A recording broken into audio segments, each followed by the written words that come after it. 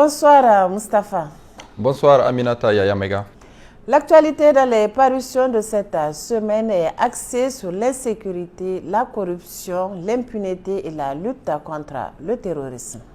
Oui Aminata, et on commence avec la lutte contre l'insécurité. D'abord, nous apprenons la réception par notre pays de 6 drones de marque TB2 de fabrication turque, des drones militaires qui vont renforcer les capacités aérienne de l'armée nigérienne dans la lutte contre le terrorisme. Le journal Le Monde aujourd'hui voit dans le choix du fournisseur turc une volte-face du président de la République Bazoum Mohamed face à la France, d'où l'interrogation: comment le président Bazoum a-t-il pu réussir à dribbler les Français?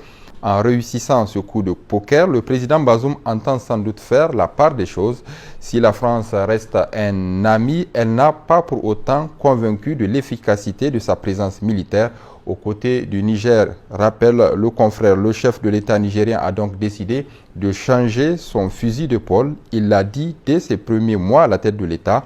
Le matériel militaire français est trop cher, a-t-il déclaré lors d'un point de presse, ajoutant par ailleurs qu'il envisage plutôt d'en acheter auprès de pays tels que la Turquie, la Chine, la Russie ou encore d'autres pays. Sa promesse, le président Bazoum est en train de la tenir. S'il a eu tant de mal à percer dans la lutte contre la corruption, talon d'Achille de ce régime, il est toutefois en train de gagner le pari de l'armement des forces armées nigériennes. Fan.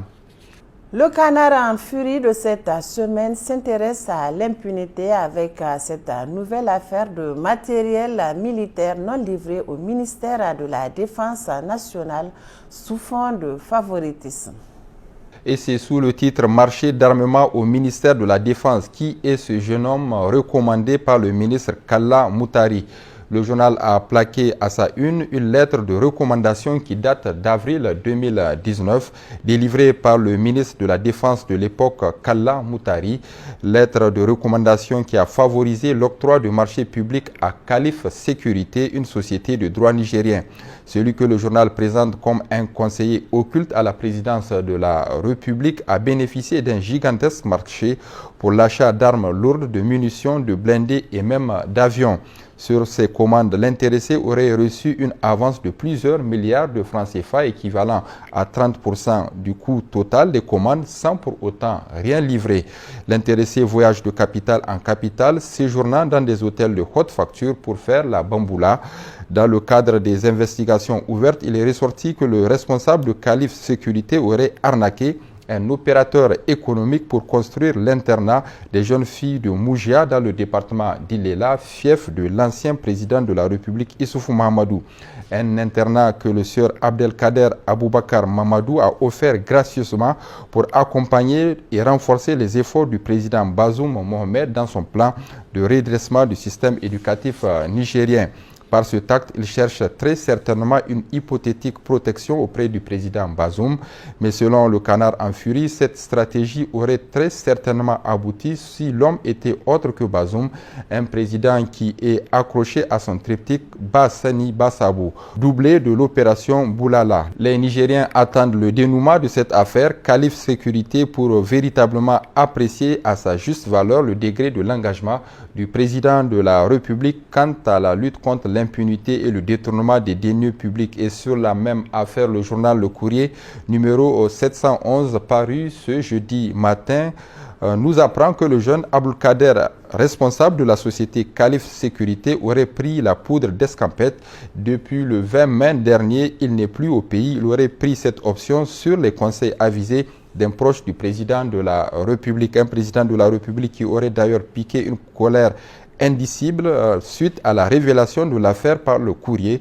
Certains proches de son entourage seraient mis en cause directement. Et selon les sources du journal Le Courrier, si le jeune Abdelkader a quitté le pays, c'est dans l'objectif de faire en sorte que le président Bazoum n'arrive pas à établir le moindre lien avec ceux de ses proches qui sont impliqués dans cette nouvelle affaire de détournement de deniers publics au ministère de la Défense nationale. Le journal L'Enquêteur, dans sa livraison de ce jeudi matin, nous donne les verdicts prononcés contre les auteurs de la tentative de coup d'État présumé de 2018 et c'est sous le titre « Tribunal militaire, coup d'État présumé, le lieutenant-colonel Himou Oumarou écope de 20 ans de prison ferme ».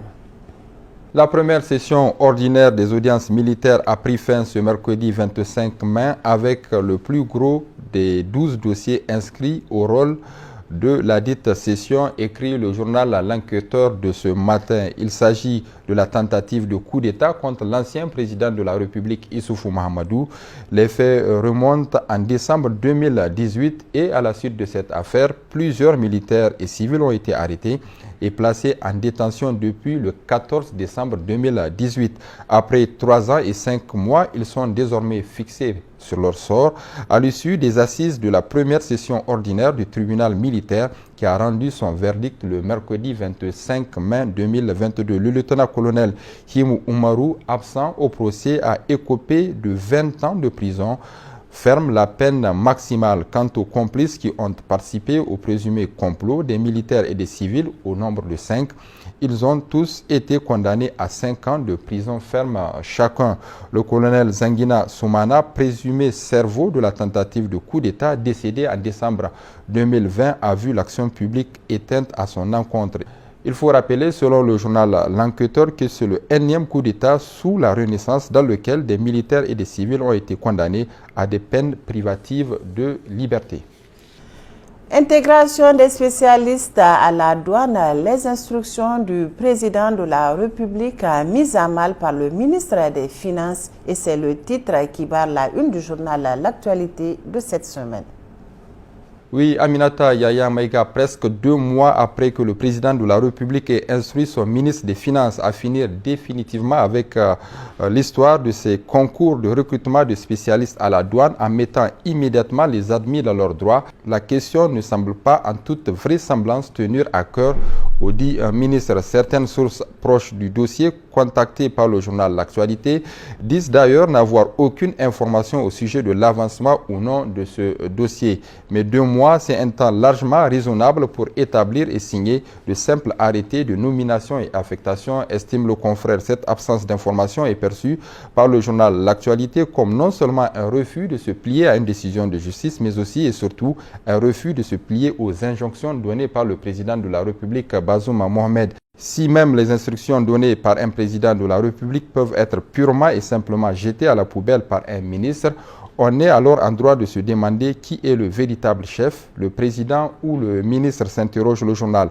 Les citoyens nigériens ont de quoi s'inquiéter car en toute vraisemblance, l'État ne semble plus être l'État. Et autre titre paru cette semaine, c'est ceux du journal La Nation, numéro 1236 du 25 mai 2022.